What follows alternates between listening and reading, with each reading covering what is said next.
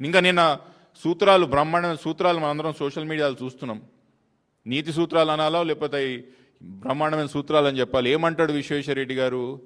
Road బాగా లేకపోతే యాక్సిడెంట్లు తక్కువైతాయి, రోడ్లు బాగుంటేనే యాక్సిడెంట్లు ఎక్కువైతాయి, కాబట్టి రోడ్లు బాగుండదని చెప్తున్నాడు ఆయన.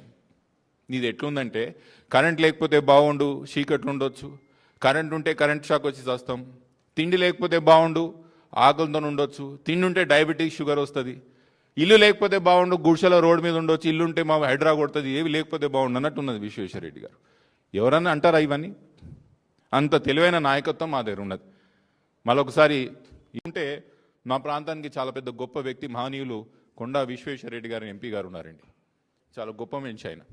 ఆయనకి షార్ట్ టర్మ్ మెమరీ లాస్ ఉందేమో అనిపిస్తుంటుంది అప్పుడప్పుడు. చేరు కదిలేక బాబు, షార్ట్ టర్మ్ మెమరీ లాస్ ఉంటుందేమో అని నాకు అనిపిస్తుంటుంది అప్పుడప్పుడు. ఆయన ఏం మాట్లాడుతున్నాడో, ఎప్పుడేం మాట్లాడతాడో, ఎందుకు మాట్లాడతాడో ఆయనకే అర్థమవుతలేదు.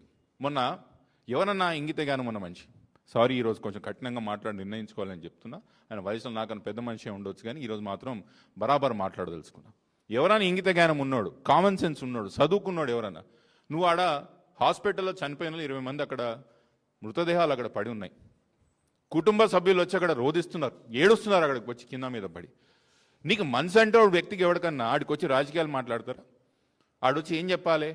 నేను రాజకీయాలు మాట్లాడదలుచుకోలేదు, కుటుంబాలకు అండగా నిల్చోవాలని వచ్చిన వాళ్ళ కుటుంబాల ప్రధాన సానుభూతి అని చెప్తారా? వెనకాల వాళ్ళ కుటుంబ సభ్యులు రోధిస్తున్నా, మృతదేహాలు అక్కడ పడున్నా ఈయన ముందరికి వచ్చి రాజకీయాలు మాట్లాడతాడు. పెద్ద మనిషి విశ్వేశ్వరరెడ్డి గారు ముందలు నిల్చొని రాజకీయాలు మాట్లాడతాడు. మీకు ఇంగితగానే ఉందా విశ్వేశ్వరరెడ్డి గారు అంట? మీరు చదువుకున్నోళ్ళేనా? అప్పుడప్పుడు మీరు ఏం చేస్తున్నారో మీకు అసలు ఆలోచన వస్తుందా? ఏమంటారు పెద్ద మనిషి ఈయన విశ్వేశ్వరరెడ్డి గారు? అక్కడ ఇంకా యాక్సిడెంట్లో ఎవరు చనిపోయారో లేదో తెలియదు, ఏం చేస్తున్నారో వాడు కన్ఫ్యూజన్ తెలియదు. వాడు ప్రెస్ మీట్ పెట్టి 10 సంవత్సరాలు బీఆర్ఎస్ పార్టీ టీఆర్ఎస్ అధికారంలో ఉంది, ఇది వాళ్ళు చేయనీలేదని మాట్లాడతారు. మీకు అసలు బుద్ధి జ్ఞానం అనేది ఉందా విశ్వేశ్వరరెడ్డి గారు అంట? నేను ఏం మాట్లాడతారు? ఆ 10 సంవత్సరాలు 5 సంవత్సరాలు ఎవరండి ఎంపీ? ఏ పార్టీలో ఉన్నాడు ఆయన? అధికార పార్టీలో లేడా? అధికార పార్టీలో లేడా ఆయన? 5 సంవత్సరాలు ఆయన అధికార పార్టీలో ఉన్నాడు. ఇప్పుడు 2 సంవత్సరాలు ఆయన ఎంపీ, అదేమో నేషనల్ హైవేస్. టీఆర్ఎస్ పార్టీ ఏం చేయలేదని మీరు అంటున్నారు. మీరేం పీకిరు అంటున్నా నేను. మీరేం పీకిరు? ఈ 7 సంవత్సరాలు ఎంపీ ఎవరున్నారు? మీ బాధ్యత లేదా? నిత్యం వాళ్ళు చేయలేదు వీళ్ళు చేయలేదు, మళ్ళీ నువ్వేం చేసినావు? అవతలో ఏం చేయలేదు సరే, ఎంపీగా మళ్ళీ మీరేం చేసిరు అంటున్నా నేను. అసలు మీ ప్రపోజల్ ఏంది? ఈ 2 సంవత్సరాలు ఎన్జీటీలో కనీసం మీరు ఒక్కరోజైనా ఫాలోఅప్ చేసిండ్రా? ఒక్కరోజైనా నాలాగా మీరు పోయి వచ్చిండ్రా? స్థానికంగా అప్పీల్ చేసిండ్రా? ఇంకా విచిత్రం నాకు అర్థం కాదు. నిన్న కూడా ఆయన ప్రెస్ మీట్ పెట్టి బీఆర్ఎస్ వాళ్ళ రియల్ ఎస్టేట్లు ఉన్నాయి, వాళ్ళ రియల్ ఎస్టేట్లు ఉన్నాయి, వీళ్ళ రియల్ ఎస్టేట్లు ఉన్నాయి అంటున్నాడు. ఈ 2 సంవత్సరాల అధికారం ఎవరుతుందండి?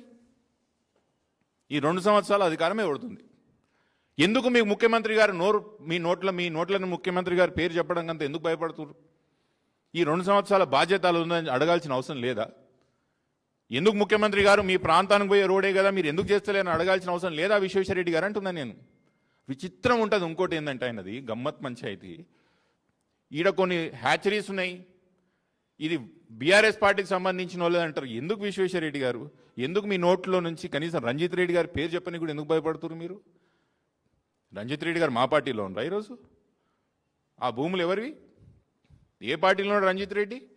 ఎందుకు చెప్తలేరు మీరు కాంగ్రెస్ పార్టీ పేరు? ఎందుకు తీసుకుంటలేరు రంజిత్ రెడ్డి గారి పేరు మీ నోట్ మీద?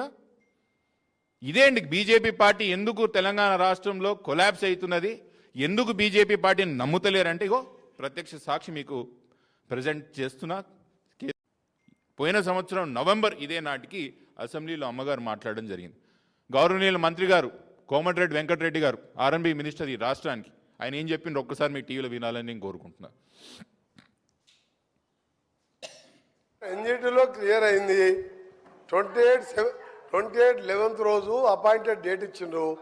29th రోజు ఈ 29 మొన్న నవంబర్ మొబైలైజేషన్ వర్క్ స్టార్ట్ అయింది. వారు అదే జిల్లా వారు ఇప్పుడు పోయి చూసుకోవచ్చు వర్క్ నడుస్తుందా లేదా. మీరు ఎప్పుడు కూడా వాస్తవాలు ఒప్పుకోవాలి. Right, thank you. ఎందుకు ఇది మొదటి కాదండి ప్రభుత్వం చెప్పిన అబద్ధం. 8 నెలల 9 నెలల కిందట మా ఆలూరు గేట్ కాడ ఒక టిప్పర్ లారీ ఇట్లే కూరగాయలు అమ్ముకుంటారు అక్కడ పాపం ఊరోళ్ళు, వాళ్ళ మీదకి లారీ పోయినప్పుడు యూజువల్గా మేము ధర్నా చేసినాం, ఇట్లనే ప్రశ్నించినాం. అక్కడ కలెక్టర్ గారు వచ్చిండ్రు, ఆర్డీఓ గారు వచ్చిండ్రు. ఇగో వారంలో మొదలవుతుందని చెప్పిండ్రు. ఎమ్మెల్యే గారికి ఎప్పుడు అడిగినా ఇగో నెలలో మొదలవుతుందని చెప్పిండ్రు. స్థానిక మంత్రి గారు ఎవరు ఇన్ఛార్జ్ మినిస్టర్ శ్రీధర్ బాబు గారు వచ్చే నెల మొదలవుతుందని చెప్పారు.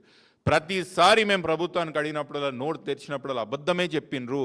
ఇగో దానికి సాక్షి, దానికి సాక్ష్యం, దానికి పరాకాష్ట ఇగో కోమటిరెడ్డి వెంకటరెడ్డి గారు సాక్షాత్ అసెంబ్లీ సాక్షిగానే వర్క్ మొదలైందని చెప్తున్నారు. వర్క్ మొదలైందని చెప్తున్నారు. ఏడ మొదలైందండి? ఈ రోజు కూడా మొదలు కాలేదు పని. ఈ రోజు కూడా చేవేళలా రోడ్ మొదలు కాలేదు. ఎంత బ్రహ్మాండంగా పనిచేస్తుంది ప్రభుత్వం అనేది దీనికన్నా నిదర్శనం ఏం కావాలి? ఇంకా గొప్పగా చెప్పుకోవాలంటే స్పీకర్ గారు పోయే కాన్స్టిట్యున్సీ, స్పీకర్ గారు మా దిలీప్కి తెలుసు, స్పీకర్ గారికి పోయే కాన్స్టిట్యున్సీ అదే, వికారాబాద్ పోయే కాన్స్టిట్యున్సీ అదే రోడ్డు బాగా. ఇంకా బ్రహ్మాండ విషయం ఏంటంటే ముఖ్యమంత్రి గారు పోయే కాన్స్టిట్యున్సీ రోడ్డు కూడా అదే. అంటే ఎంత కాన్సన్ట్రేషన్తో ఈ రాష్ట్రాన్ని నడుపుతున్నారు, ఎంత శ్రద్ధతో ఈ రాష్ట్రాన్ని నడుపుతున్నారు అనేది ఒక్కసారి గమనించాలి. నేను ఇంకా రాజకీయాలు దీంతో మాట్లాడదు. జడ్జిమెంట్లో లాస్ట్ పాయింట్ ఏం రాసిండు మీకు ఇంగ్లీష్లో చదివి వినిపిస్తాను, మీకే అర్థమవుతుంది. దీంట్లో లాస్ట్లో ఎన్జిటి ఆర్డర్లో లాస్ట్లో ఏం చెప్పిందంటే, in the result it is held that the EIA report, environmental impact assessment report, is not comprehensive and the project proponent is directed to add more comprehensive study in the lines indicated above. Till such comprehensive study is completed, the EAC environmental clearance recommendations granted will be kept in abeyance. చూస్తున్నారు కదా మీరు? ఇది క్లారిటీగా NGT ఏం చెప్పింది, మీరు submit చేసినటువంటి పనికిమాలిన రిపోర్టు కరెక్ట్గా సరిపోదు, ఇది పనికిమాలకంగా ఉన్నది, మీరు చెప్పిన లైన్స్లో మీరు ప్రపోజల్ సబ్మిట్ చేయలేరు కాబట్టి ఉన్న పర్మిషన్స్ కూడా అభ్యన్స్లో పెడుతున్నామని చెప్పి ఎన్జిటి ఆర్డర్ ఇచ్చింది. ఎవరండి 2 సంవత్సరాలు కాలయాపన చేసింది? బీఆర్ఎస్ పార్టీయా? మేము ఆ రోజు టెండర్ పిలిచి కాంట్రాక్ట్ అప్పచెప్పి అగ్రిమెంట్ చేసి ల్యాండ్ యాక్వేషన్ చేసి వీళ్ళకి అప్పచెప్తే వీళ్ళు పనికిరాని ఒక ప్రభుత్వం నడుపుతూ ప్రపోజల్స్ కూడా చేత కాదు ఈయనకే, వీళ్ళు ఈరోజు మా మీద వేలు చూపించే ప్రయత్నం చేస్తారండి. మళ్ళీ చెప్తున్నాను సోదరులరా, నాకు ఈరోజు రాజకీయాలు మాట్లాడడం లేదు, చాలా బాధతో మాట్లాడుతున్నా, ఎందుకంటే బాధ్యతతో మాట్లాడుతున్నా. ఎస్, ప్రజలు ఈరోజు మా దిక్కు వేలు చూపిస్తున్నా కూడా మేము తీసుకుంటున్నాం ధైర్యంగా. ఎస్, మా తప్పు కూడా ఉందని ఒప్పుకుంటున్నాం, కానీ మా తప్పే కాదు అని చెప్తున్నా. నేను ఈ సమయంలో రాజకీయాలు మాట్లాడి ఇష్టం లేకపోయినా మీకు కొన్ని వాస్తవాలు చెప్పాల్సి వస్తున్నది. 2 సంవత్సరాలు కాలయాపన చేసిర్రు, పదే నేను ప్రపోజల్ పెట్టండి అని చెప్పినా కూడా మీరు అధికారంలో ఉన్నప్పుడు ఏం చేసిరని అడిగారు. మీరు అధికారంలో ఉన్నప్పుడు ఎందుకు కంప్లీట్ చేయలేదు రోడ్లు అని అడుగుతారు. ఎవరని బుద్ధున్నోళ్ళు? నేను ఒక సొల్యూషన్ చెప్తున్నప్పుడు, మీకు కళ్ళ ముందు సొల్యూషన్ కనిపిస్తున్నప్పుడు రాజకీయాలు మాట్లాడతారా? లేదా అప్పుడే ఈ ప్రపోజల్ సబ్మిట్ చేసి ఈ రోడ్ మొదలుపెట్టింటే ఇంతమంది చనిపోయేవారు కాదు కదా. 2023లో డిసెంబర్లో ఏదైతే సేవ్ బ్యానియన్ ఆర్గనైజేషన్కి స్టేటస్కో వచ్చిందో, ఇది మా గొప్ప విశ్వేశ్వర రెడ్డి గారి ట్వీట్ అండి. మీరు ఒకసారి చూడాలి బాబు, అది ట్వీట్ టీవీలో విశ్వేశ్వర రెడ్డి గారి tweet. Congratulations, Save Banyans. They won the fight to save Chevella Banyans. I feel partly responsible since as an MP, I'm partly responsible. We got the Hyderabad Bijapur via Chevella highway sanctioned 2016-17, blah, blah, blah, blah, blah, blah, అని రాసుకుంటూ straight highway కావాలండి ఆయనకి, ఇటు రోడ్లు widening లేకుండా. అంటే ఒక scale తీసుకొని మెజర్ చేసుకునేదండి, గీత స్ట్రేట్గా ఆయన స్ట్రేట్ హైవే అంట. అసలు మీకు ఎంపీ గారు మీరు చదువుకున్నవారు అనుకుంటున్నాను విశ్వేశ్వరరెడ్డి గారు, మీరు ఎట్లా అయినండి ఎంపీ? నాకు అర్థం కాదు. నేషనల్ హైవేస్ కాంపోనెంట్ ఉన్న ఏ హైవే అయినా కూడా డిజైన్స్ ఎవరు ఫైనల్ చేయాలండి? రగన్న డిజైన్స్ ఫైనల్ చేయాల్సింది నేషనల్ హైవేలో ఇంజనీర్సే కదా, వాళ్ళే కదా ఫైనల్ చేయాల్సింది. వాళ్ళు డిజైన్స్ ఫైనల్ చేసినాకనే కదా టెక్నికల్ శాంక్షన్కి వస్తుంది. ఇంత కూడా మీకు తెలియదా? నేను మస్తు చెప్పినా, నితిన్ గడ్కరీ చెప్పినా కూడా వీళ్ళు స్ట్రేట్ తీయలేదు. విశ్వేశ్వరరెడ్డి గారు ఏ డిజైన్ ఫైనల్ చేసినా కూడా the proposal will be sent back to national highways. వాళ్ళు ఫైనల్ చేసిన తర్వాతనే టెక్నికల్ శాంక్షన్స్ వస్తాయి. ఇంత కూడా మీకు తెలియదా అండి? వంకర్ టింకర్ ఉన్నది, సీదా లేదు. సీదా రోడ్ ఉంటుందండి అన్న, ఎక్కడైనా ఉంటుందా? ల్యాండ్ యాక్విజిషన్ స్ట్రేట్ చేసిండి.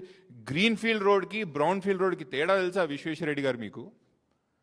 గ్రీన్ ఫీల్డ్ రోడ్కి ఎంత ల్యాండ్ అక్విజిషన్ అవసరం పడుతుంది, బ్రౌన్ ఫీల్డ్ రోడ్కి ఎంత? బ్రౌన్ ఫీల్డ్ రోడ్ ఉన్న రోడ్కి పక్కన ల్యాండ్ అక్వైర్ చేయడం, గ్రీన్ ఫీల్డ్ రోడ్ని కొత్తది అక్వైర్ చేయడం.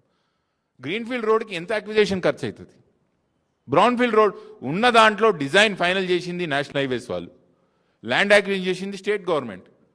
దానికి నేను ఇట్లా చెప్పినా ఇప్పటికీ స్ట్రేట్. ఎంత నిన్న అంటాడు ఆయన, మళ్ళీ వీళ్ళని అంటాడు, అరే వీళ్ళు మా వాళ్ళే కాదు, మా వాళ్ళు మీకు ఎవరో ఏమో వీళ్ళు లెఫ్ట్ ఆర్గనైజేషన్స్ అని. ఇగో ఆయన మళ్ళీ కంగ్రాచులేషన్స్ అని ట్వీట్లు పెడతాడు వాళ్ళకి. మళ్ళీ ఒకసారి చాలా సంతోషం మీరు మా రోడ్డు పనులు ఆపినందుకు, కంగ్రాచులేషన్స్ అని మళ్ళీ ట్వీట్ పెడతాడు. ఎందుకండి విశ్వేశ్వరరెడ్డి గారు ఈ ద్వంద్వ వైఖరి? బాధ్యతగా ఉండండి.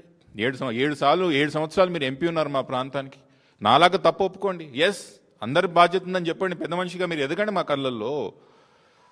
అంతేగాని ప్రతిదారి వాళ్ళ తప్పు నువ్వు అంటే టీఆర్ఎస్ తప్పు అంటాడు, నువ్వు అంటే కేసీఆర్ గారు తప్పు అంటారు. మళ్ళీ ఆయన కింద 5 సంవత్సరాలు పనిచేసినాడు ఈ పెద్ద మనిషి.